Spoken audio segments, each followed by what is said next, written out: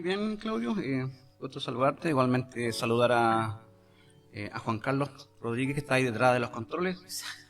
Muchas gracias por este espacio que nos proporciona para poder compartir con ustedes, amigos y hermanos, lo que es la fe reformada. Y bueno, estamos estudiando, ya entramos al 7º capítulo de la Confesión de Westminster. Y hoy día vamos a tener un tema bastante interesante y bueno, esperamos que les guste. Déjenos sus comentarios o escríbanos aquí a nuestro sitio, a nuestro correo electrónico, para que podamos entonces compartir también con ustedes los comentarios. Si tienen alguna duda, alguna pregunta, nos pueden escribir y bueno, ahí estaremos para servirles y para poder responder a todas sus inquietudes. Así es. Entonces el capítulo 7 de la Confesión de Westminster tiene que ver con el pacto de Dios con el hombre.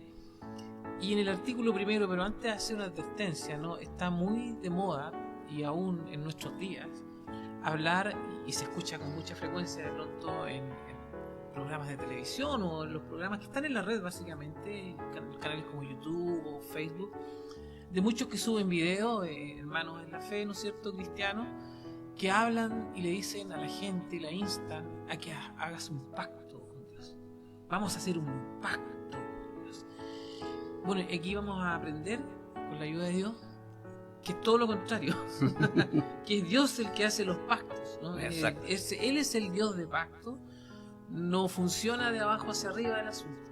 Entonces esas aclaraciones es importante que las tengan presentes, porque nos va a ayudar a ocupar bien nuestro lugar, el lugar que le corresponde a la criatura, ¿ya? Que muchas veces tiene la tendencia a subirse o alzarse a lugares que no le corresponden, y entonces reclaman a Dios que haga un pacto. Si vamos a hacer un pacto con Dios, vamos a pactar. No funciona así. Funciona así. Bueno, en distintos movimientos religiosos de hoy día podemos ver eso con bastante frecuencia. Sí. Y generalmente tiene que ver un poco generalmente es con la cuestión de dinero. Sí. Y bueno, la gente que está en ese tipo de organizaciones religiosas generalmente es engañada por estos inescrupulosos que, con el afán de poder despojar a la gente de su dinero, Claro. les engañan con esta triquiñuela, ¿no? De decirle que pacte con Dios por una suma y Dios te lo va a multiplicar y Dios te va a dar el doble. Ha sido la estrategia ya hace bastante tiempo. Sí. En todas estas iglesias, por ejemplo, el movimiento de Fe y Palabra, Sí. el nuevo movimiento apostólico y todo ese tipo de cosas. ¿Te acuerdas tú que años atrás en Chile llegó un movimiento desde el Brasil que era se llama el Pare de Sufrir? Bien. Y ellos eran, bueno, son, para los entendidos en la teología, ellos son considerados una secta, ¿correcto? Pero ellos llegaron muy fuerte con el tema del evangelio de la prosperidad, ¿ya? En donde llamaban a la gente a pactar. Pero si tú te vas atrás en el tiempo, yo creo que tú debes acordarte, o los más antiguos deben acordarse de un programa de televisión que se transmitía en Chile, y yo creo que en otras latitudes del mundo también, pero en ese tiempo yo estaba en Chile, era más niño, ¿no es cierto?, que era el programa de Rex Hamba. Muy bien. ¿Ya? Entonces él decía, porque solo él y solo él te ama. Él hablaba así, ¿no? La traducción que le hacían. Exacto. Y él recuerda bien que él vendía los pañuelitos. Sí. Y con el tiempo eso perduró, ¿no? Eso no se acabó, porque la teología de la prosperidad no es una cuestión antigua, pero tampoco es tan nueva, ¿ya? Y bueno, y surgieron grandes movimientos televisivos que incluso compraron satélite, que es lo que se conoce como la iglesia electrónica, en donde se hablaba mucho esto de pactar. Después en Chile, en Santiago, salió la otra iglesia o este otro movimiento que era Restauración 2000. Y ellos también vendían los pañuelitos ungidos y hablaban de los pactos. Antes estuvo el Club 700, ¿te acuerdas? También. Ellos son dueños de satélites, la verdad de las cosas. Sí. Ahora, es innegable que eventualmente Dios obra a pesar de nosotros, y en medio de todo eso, es muy probable, con toda seguridad de haber ocurrido, que más de alguna persona llegó al conocimiento de la verdad, llegó al conocimiento de Dios, fue alcanzado por Dios.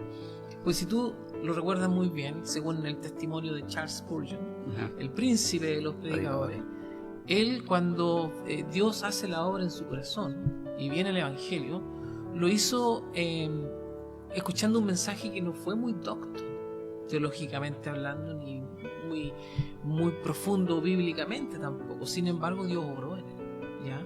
Entonces, no nos engañemos, ¿es cierto? Detrás de toda esta parafernalia de los pactos, Dios sigue obrando. Dios sigue obrando a pesar de nosotros, porque Él escribe recto en caminos curvos. Entonces vamos al pacto de Dios mientras tú ahí preparas tortillería bíblica. Ya está listo. Ya está lista. Entonces vamos al capítulo 7, artículo 1 de la Confesión de Fe de Westminster. Y dice así: la distancia entre Dios y la criatura es tan grande que aunque las criaturas racionales le deben obediencia como a su creador, sin embargo nunca tendrían disfrute alguno de él como bienaventuranza y galardón, a no ser por una condescendencia voluntaria de parte de Dios, la cual le ha agradado expresarla por medio del pacto. ¿Qué aprendemos aquí? Antes de que me cites algunos versículos, aprendemos la distinción básica entre el creador y la criatura. Que la criatura, por ser criatura, le debe obediencia al creador. Que el creador no le debe nada a la criatura. Y que entonces toda bendición y o recompensa de Dios solo puede venir por medio de una condescendencia por el lado de Dios, es decir, por la gracia. Y así por medio de un pacto soberanamente establecidos. ¿Qué es lo que decíamos al principio? Que es Dios el que toma la iniciativa en esto. Exacto. Bueno, hay un concepto, el concepto del monarquismo, en el cual Dios, y únicamente Dios... ¿Hay alguna traducción al castellano de eso? ¿Así es? Sí, básicamente es una palabra compuesta que viene del griego. ¿Ya? Tenemos el mono, sí, que es uno, sí, y tenemos ergo, que de donde viene la palabra fuerza y trabajo. Entonces, monarquismo básicamente significa que hay uno trabajando. Claro. Entonces, el monarquismo entonces abraza la idea entonces de que es Dios quien tiene la preeminencia, es Dios quien toma la iniciativa, es Dios quien obra en favor de las criaturas. Claro. Porque, como tú decías recién, hay una diferencia abismal entre el creador y la criatura. Por ejemplo, mira lo que dice Isaías 40, de los versos 13 al 17, dice: ¿quién enseñó al Espíritu de Jehová o le aconsejó enseñándole? ¿A quién pidió consejo para ser avisado? ¿Quién le enseñó el camino del juicio o le enseñó ciencia o le mostró la senda de la prudencia? He aquí que las naciones le son como la gota de agua que cae del cubo, y como menudo polvo en las balanzas le son estimadas. He aquí que hace desaparecer las islas como polvo, ni el Líbano bastará para el fuego, ni todos sus animales para el sacrificio. Como nada son todas las naciones delante de él, en menos que nada, y que lo que no es. ¿Tienes más versículos? Porque está... Job 9, 32, 33 dice: porque no es hombre como yo para que yo le responda y vengamos juntamente a juicio.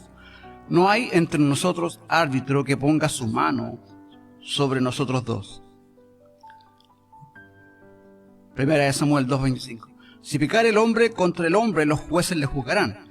Mas si alguno pecare contra Jehová, ¿quién rogará por él? Pero ellos no oyeron la voz de su padre, porque Jehová había resuelto hacerlo morir.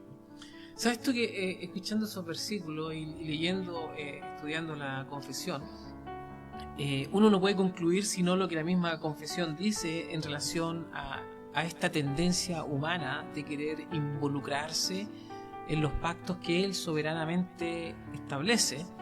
Y es básicamente porque lo que hay en el corazón del ser humano, o la impiedad básica del ser humano o del hombre, es que se considera independiente de Dios. ¿Qué fue lo que ocurrió en el principio, en la caída, verdad? Que aparte de todo lo sucedido, fue un intento del hombre por independizarse de Dios. ¿Ya? Fue un intento de tomar el control. Por eso que le cuesta aceptar al ser humano esto de que el pacto no viene desde el hombre. ¿Ya? El pacto de Dios es de Dios hacia el hombre. Y ahí hay que hacer algunas distinciones, porque cuando hablamos de pacto lo hacemos de una manera sencilla para poder entender lo que la Biblia nos narra, y que tiene que ver con el pacto de obras, ¿verdad? Y que tiene que ver con el pacto de gracia, porque existen diferencias, aunque la diferencia es solamente en la terminología, porque esencialmente el pacto de obras, ¿verdad?, que es el pacto que se denomina de esa manera porque la única condición que Dios requería del hombre era la de obedecer. Exacto. Era todo lo que tenía que hacer, y por eso se le denomina el pacto de obras. Pero esencialmente, digamos, en lo central, en el núcleo, no deja de ser un pacto de gracia también. También, exacto. Cuando veíamos el capítulo respecto de la providencia y veíamos cómo Dios sustenta su creación, Dios no solamente crea y luego suelta toda la creación para que siga por sí sola, sino que Dios sigue trabajando, sustentándola, y no solamente el resto de la creación, sino que también especialmente a la criatura humana. Claro. Porque ese es su foco especial para Dios, es el ser humano. Es ese ser racional que es capaz de adorarlo como a Dios. Claro. Y ahí es donde se nos olvida y el ser humano pierde de vista el hecho de que Dios es Dios. O sea, no estás tratando con uno igual.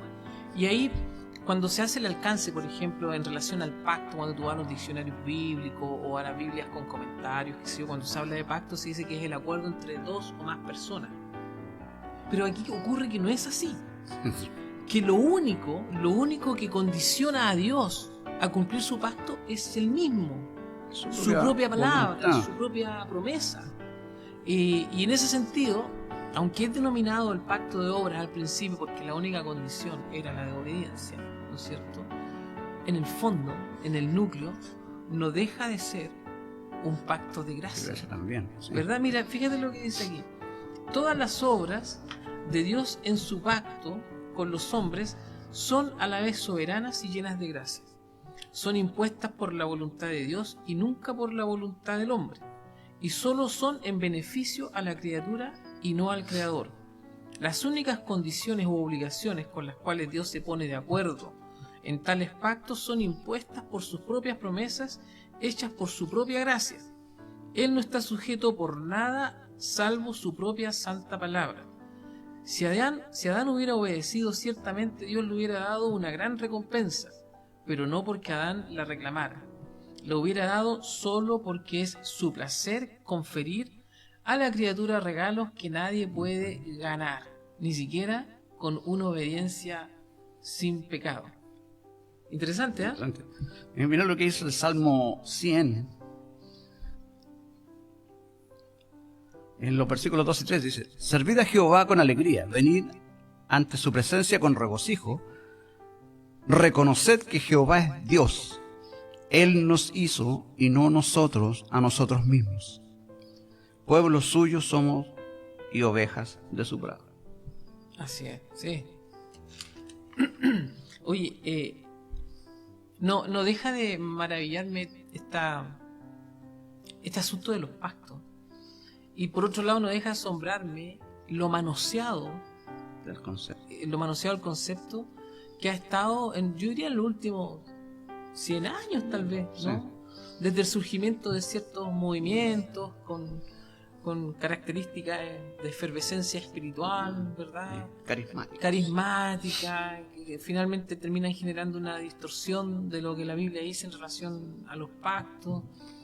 Y la verdad es que no es más que el pacto de obra, que se le denomina así porque la única condición es la obediencia, y el pacto de gracia. Pero antes de continuar con los artículos que siguen, no olvidar entonces que la distinción básica entre el creador y la criatura, que la criatura por ser criatura le debe obediencia al creador, que el creador no le debe nada a la criatura, y que entonces toda bendición y o recompensa de Dios solo puede venir por medio de una condescendencia por el lado de Dios, es decir, gracia. Así por medio de un pacto soberanamente establecido. Y aquí recordarle a los amigos que gracia, ¿qué es? ¿Te acuerdas lo que vimos el viernes pasado? En nuestro Es aquello que se recibe sin merecer. Exactamente. Va a ser bien básico. Sí, para que se entienda. Mira, el primer pacto, vamos al artículo 2 del capítulo 7 y el 3, dice: el primer pacto hecho con el hombre fue un pacto de obras, es lo que comentábamos hace un ratito, en el cual se le prometió la vida a Adán y en él a su posteridad bajo la condición de obediencia personal y perfecta. Por su caída, el hombre se hizo incapaz de la vida mediante aquel pacto, por lo que agradó a Dios hacer un segundo pacto, comúnmente llamado pacto de gracia, en el cual Dios, por medio de Jesucristo, ofrece gratuitamente la vida y la salvación a los pecadores, requiriéndoles fe en Él para que sean salvos y prometiendo dar su Santo Espíritu a todos aquellos que están ordenados para vida, a fin de hacerlos dispuestos y capaces de creer. Para aclaración, ambos son pactos de gracia, es lo que hemos dicho, en cuanto ambos expresan la misericordia de Dios, muestran su gracia. Reitero, hablamos de pacto de obra para denominarlo de esa manera, pero en el fondo, digamos, en el núcleo, no deja de ser un pacto de gracia, porque ¿qué obligación tenía Dios con Adán? ¿O qué obligación tiene Dios hoy día con nosotros? Exacto. ¿No es cierto? Ahora, contra quienes niegan esto, normalmente la objeción que se hace es que el pacto de obra no se menciona en la Biblia, no se afirma en la Escritura. Tampoco lo es la doctrina de la Trinidad. Sin embargo, aquellas doctrinas están implícitas de tapa a tapa dentro de la Escritura. Por lo tanto, aquella objeción yo personalmente no la considero muy válida, en el sentido de que tú sabes que en la Biblia hay doctrinas que están explícitas y otras que están implícitas, ¿no es cierto? Sí, hablábamos de que este término, este concepto, ha sido manoseado, malinterpretado y mal usado ya durante bastante tiempo. Y una de las consecuencias bastante trágicas de todo esto es el hecho de que el hombre afirma su rebeldía contra Dios. Sí. Expresando este tipo de cosas. Por ejemplo, yo escuchaba... Oye, eso es es interesante lo que es, eso es muy cierto. Sí. Muy cierto. Por ejemplo, te cuento un caso. Yo escuchaba a alguien decir hace mucho tiempo atrás, en una predicación en televisión abierta, o si no abierta, en un canal que tenía mucho alcance. Y básicamente lo que el tipo decía es que él podía reclamar contra Dios por su hijo que nació enfermo. Él decía, yo no lo quiero. ¿Cómo? El hijo venía con un problema. Venía con problemas. ¿Ya? Y decía, no, yo no lo quiero. ¿Cómo eso? Yo quiero a mi hijo sano. O sea, el tipo se atrevía a demandarle a Dios que le diera un hijo sano, porque él quería un hijo sano. O sea, él trataba de establecerle un pacto a Dios en ese sentido. ¿Eso es lo que me dice? Ni siquiera eso. O sea, él demandaba. O sea, mirando esta comparación que hacemos al principio de que ¿quién es Dios y quiénes somos nosotros? Claro. Y malentendiendo todo esto, este hombre llegaba al extremo de demandarle a Dios un hijo sano, en lugar del que decía, yo no lo quiero. Este hijo que viene enfermo, yo no lo quiero. No, es que no tiene, eso no tiene pies ni cabeza, pues es como cuando le dicen en las reuniones, yo he escuchado tantas veces, Espíritu Santo, ven. O sea, ya...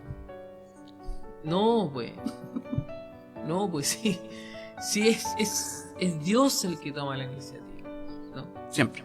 Es Dios. Y si uno hace, no me quiero ir del tema, pero si uno hace referencia al Antiguo Testamento, porque Dios a lo largo de la historia, ¿no es cierto?, a lo largo de las edades, Él se va mostrando y va firmando su pacto, ¿no?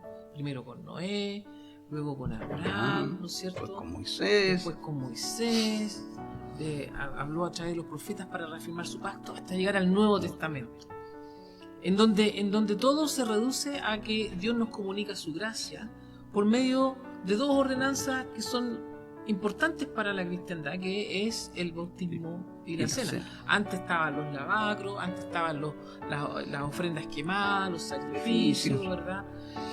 Pero con el correr de la historia, ¿no es cierto?, a través de las edades, finalmente todo eso fue resumiéndose y quedando solo en estos medios de gracia que son la cena, el bautismo, por donde Él comunica su gracia y reafirma su pacto con nosotros también. Entonces, yo creo que es demasiado, digamos, de pronto los extremos a los que se llegan en algunos lugares. Fíjate que el pacto de gracia, como lo dice la misma confesión, tanto como el pacto de obra fue impuesto soberanamente por Dios. Pero bueno, queda claro, ¿no es cierto? Imagino que a nuestro amigo en la casa les queda claro que usamos la terminología pacto de obra para referirnos a aquello que Dios estableció desde el comienzo con el hombre, que era básicamente la condición de la obediencia, ¿no es cierto? Y que luego eso va avanzando y se va no modificando, sino que puliendo a través de las edades para que lleguemos también al pacto de gracia, porque el primer pacto fue insuficiente a causa de la caída, ¿correcto? Pero en los dos casos sigue siendo un pacto de gracia, digamos, en lo importante, en el núcleo. En lo nuclear. Claro. El pacto de gracia, tanto como el pacto de obra, fue impuesto soberanamente por Dios. Dios no lo consultó al hombre para ver si le gustaba tal pacto y entonces, parcialmente bajo los términos del hombre, lo instituyó. No. Dios no consultó al hombre, solo se consultó a sí mismo. Mire, esto es muy importante. El pacto de gracia era un acuerdo, ya es lo que algunos dicen. Los pactos son acuerdos entre dos o más. Pero fíjate, el pacto de gracia era un acuerdo no entre Dios y el hombre, ¿ya?, sino entre las tres personas de la Trinidad. Dios el Padre aceptó dar a su Hijo en Juan 3:16, Mateo 25:34, Apocalipsis 13:8. Cristo aceptó dar su vida como rescate por muchos, Juan 10:17-18, y el Espíritu Santo aceptó hacer verdadera aplicación de esta redención a los que el Padre había escogido. Eso lo encontramos en Romanos. Es decir, no es un acuerdo entre Dios y el hombre, o entre el hombre y Dios, no es un acuerdo entre dos iguales. Es un acuerdo unilateral cuyo único compromiso de cumplirlo se ancla a la palabra soberana y divina de Dios, ¿ya? Y es un acuerdo entre Dios el Padre, Dios el Hijo y Dios el Espíritu Santo. ¿Qué me dices? Entonces, tenemos ahí algo importante que notar, y es que al ser este pacto en sí mismo, tenemos la plena seguridad de que será cumplido a cabalidad. Claro. Porque, ¿qué pasa con los pactos humanos muchas veces? Se rompen, se quiebran, no llegan a ninguna parte. No. Entonces, al ser esto nacido desde la voluntad misma de Dios, entonces tenemos la plena seguridad de que en Él podemos recibir de parte de Dios gracia abundante. Exacto. Eso es importante notar, porque sabemos que Dios no falla, Él no cambia de pensamiento, Él no tiene pensamientos nuevos. Dios No, es inmutable. Es inmutable. Entonces, tenemos la plena seguridad y lo podemos ver a través de toda la Escritura, de cómo Dios ha permanecido fiel al pacto que Él El que él mismo. estableció con el hombre. Oye, y sabes tú que, volviendo un poquito atrás, yo recuerdo cuando yo era niño, estaba muy de moda en Chile un predicador que tenía una memoria prodigiosa, o sea, era como realmente una Biblia andando. Y el nombre de este predicador era Darío Salas. Darío Salas. Y él usaba una Biblia con anotaciones parciales y que tenían la tendencia a enfocarse solamente en las cuestiones que tenían que ver con la parucía y el advenimiento del Señor, el segundo advenimiento del Señor. O sea, ¿ya? Escatológico. La escatología. Y la Biblia era la Biblia Scofield. Y la Biblia Scofield, en las pocas anotaciones que tenía, porque no las tenía completas, todas las anotaciones, no era una Biblia como la Biblia que tú tienes, que es la Biblia de Estudio Reformada, o la misma que tengo yo, la tengo en las dos, no sé, en inglés, en español. O la MacArthur. O la MacArthur, ¿verdad? No. Esta Biblia tenía anotaciones parciales y fue muy popular en el Chile del principio, en el mundo evangélico del Chile del principio de los 80, de finales de los 70. Y este caballero, que era una Biblia andante en el sentido de la memoria que tenía, o sea, hay una cantidad de versículos impresionante, recomendaba esta Biblia, mi papá la compró. Y ahí hacía diferencia entre un montón de pactos que eran es lo que llamamos dispensacionalismo, ¿ya? Que divide al mundo bíblico en etapas, en edades, ¿no es cierto? Ahora estamos en la primera dispensación, ahora estamos en la dispensación de aquí, la dispensación de allá, y el primer pacto fue el pacto adámico, después fue el pacto con... Y no es así, no hay varios pactos. Es esencial y básicamente uno, al cual llamamos pacto de obras y pacto de gracia, ¿verdad? Entonces, ese es uno de los problemas con el dispensacionalismo, porque tiende a dividir como que fuera griego, digamos, como que fuera griego el tema del pacto, sí, cuando en realidad no lo es. Sí, tenemos ahí también un alcance de cuando hablábamos acerca de en el capítulo que hablamos de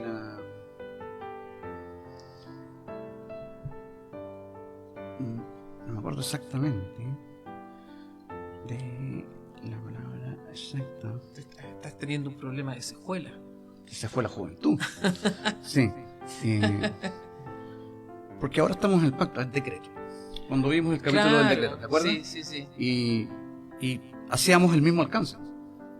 No hay varios decretos. No. Es uno solo y que se extiende por las edades. Claro. Lo mismo sucede con el pacto. Así es. Oye, y quizás me adelanté un poco al tema de la Biblia Scofield, porque acá la confesión lo apunta, pero vamos al artículo 4, 5 y 6 de este capítulo del pacto de Dios. En la Biblia, este pacto de gracia frecuentemente se anuncia con el nombre de testamento, en referencia a la muerte de Cristo Jesús el testador y a la herencia eterna, con todas las cosas pertenecientes a dicha herencia y legadas en la misma. Artículo 5. Este pacto fue administrado en diferentes formas en el tiempo de la ley y en el Evangelio. Bajo la ley se administraba mediante promesas, profecías, sacrificios, la circuncisión, el cordero pascual y otros tipos de ordenanzas entregados al pueblo judío, y todos señalaban de antemano al Cristo que había de venir, las cuales para aquel tiempo, a través de la operación del Espíritu Santo, eran suficientes y eficaces para instruir y edificar a los elegidos por la fe en el Mesías prometido, por quien tenían la plena remisión de pecados y salvación eterna. Este pacto se denomina el Antiguo Testamento. Artículo 6. Bajo el Evangelio, cuando Cristo, la sustancia, fue manifestado, las ordenanzas por las cuales este pacto se dispensa son la predicación de la palabra y la administración de los sacramentos, del bautismo y la cena del Señor, en los cuales, aunque de número menor y administrados con más simplicidad y menos gloria externa, Sin embargo, en estos sacramentos se habla ampliamente con más plenitud, evidencia, eficacia espiritual a todas las naciones, tanto judíos como gentiles, y se denomina el Nuevo Testamento. Por lo tanto, no hay dos pactos de gracia que difieran en sustancia, sino un solo pacto bajo dispensaciones. ¿Verdad? No sé. Es lo que por eso que muchos de los movimientos religiosos que yo conocí siendo niño y que persisten hoy día, que continúan hoy día, tienen esa suerte de confusión en donde piensan ellos que hay más de un pacto, ¿no? Claro, porque en la antigüedad, ¿no es cierto?, como dice aquí la misma confesión, bajo la ley se administraba mediante promesas, sacrificio, circuncisión, cordero pascual. Entonces tienen la tendencia a pensar que había más de un pacto. Más de un pacto. Pero no. Creo que es claro cuando dice que este mismo pacto único, dice, es administrado de diferentes formas. Claro. O sea, sufre un proceso, una evolución, Sí. pero es el mismo pacto, es único, Sí. es inmutable, como Dios mismo. Claro, y además que todas estas ceremonias del Antiguo Testamento, fíjate que apuntaban al Cordero Pascual que había de venir, ¿verdad? Apuntaban al Cristo que había de manifestarse en la historia. Piensa tú lo ocurrido, solamente a modo de ejemplo, lo ocurrido en Génesis capítulo 3. ¿Verdad? Son descubiertos en su pecado, lo primero que hacen ellos es cubrir su desnudez, pero no pudieron cubrir su desnudez, por lo tanto Dios los cubre, Él, con pieles. Y para que Dios los cubriera con pieles, debió haber habido un sacrificio. Se debió haber sacrificado un animalito, o sea. ¿no es cierto? Y aquí ya vemos un rasgo de lo que había de venir, es decir, la sangre. Lo que se denomina el proto-evangelio. Es exactamente. Ya presente, imagínate, en el primer libro de la Biblia ya tenemos rastros claros Claro. Del plan de Dios y de cómo Dios nuevamente suple la necesidad de la criatura. Sí. Porque finalmente es Él el que justifica, porque Él el que perdona, Él el que cubre, ¿no? La Biblia es clara, sin remisión sin derramamiento de sangre, no hay remisión de pecado. Y lo que ocurrió ahí, como bien lo dices tú, en el protoevangelio, es una muestra clara de la manifestación de aquel pacto de Dios que falló, porque falló no por Dios, sino que falló en Adán, el pacto de obra, y aquí ya se viene haciendo presente, digamos, lentamente el pacto de gracia que finalmente culmina con Jesucristo, con su vida, su ministerio, muerte y resurrección, ascensión, ¿verdad? Entonces, no son muchos pactos como plantean los dispensacionalistas, y tampoco tiene que ver con que tú tienes que pactar con Dios, porque no funciona así. No, es un acuerdo entre el Dios trinitario. No es un acuerdo entre Dios y el hombre como iguales, que no se da. ¿Qué te parece? Es como compartíamos el viernes pasado con el asunto de los holocaustos, ¿te acuerdas? Claro. Y la preposición y el holocausto. Claro. Y la propiciación. La propiciación. ¿Cierto? Sí. La propiciación que apunta desde arriba hacia abajo. Claro. Y los holocaustos que apuntan desde aquí para arriba, que buscando el favor, ¿no? Buscando el favor, que es básicamente la esencia de las religiones. Claro. Y la palabra latina lo dice, religare o volver a atar, ¿no? Claro. En este caso, volver a atar, ¿qué cosa? Es a la criatura caída con Dios, para restaurar esa unión que se perdió ahí en el jardín, ahí en Génesis 3. Claro, claro. Oye, y en el Antiguo Testamento, a medida que esta revelación se iba dando a través de las edades, cada vez iba siendo más clara, hasta llegar a la forma de abrazar por fe al Cristo Redentor. O sea, realmente es maravilloso, porque Dios lentamente va corriendo su velo. Porque tenemos que entender una cosa, o sea, estamos hablando, digamos, de la prehistoria de Israel.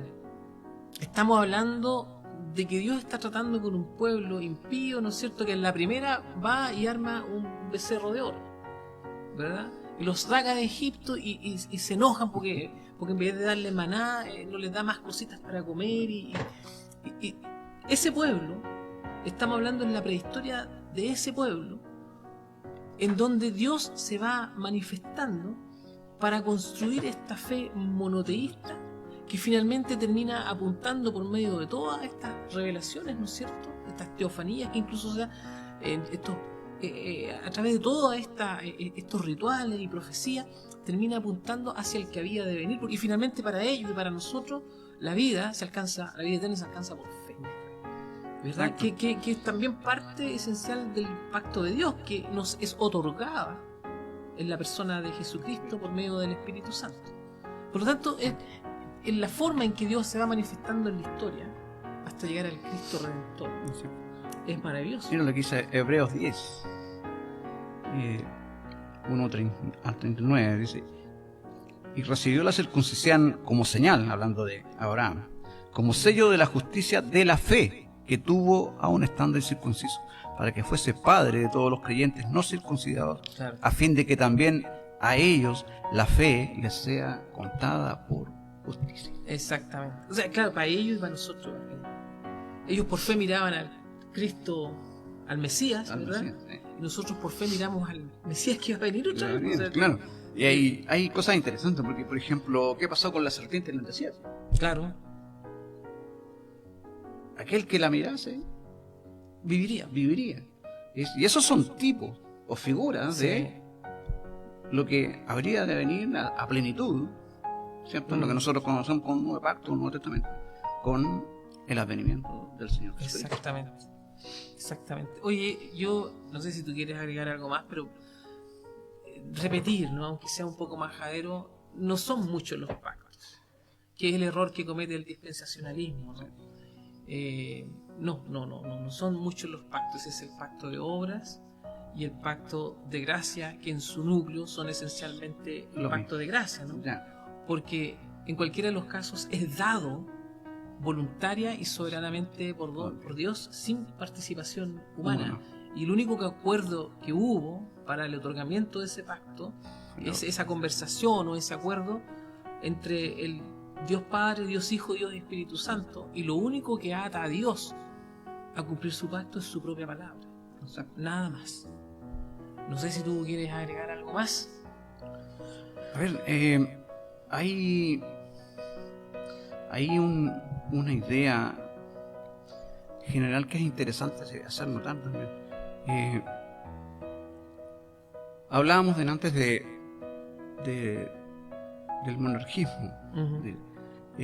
Lo que tiene que quedar claro para la gente que nos está escuchando en casa es que es Dios siempre quien toma la iniciativa.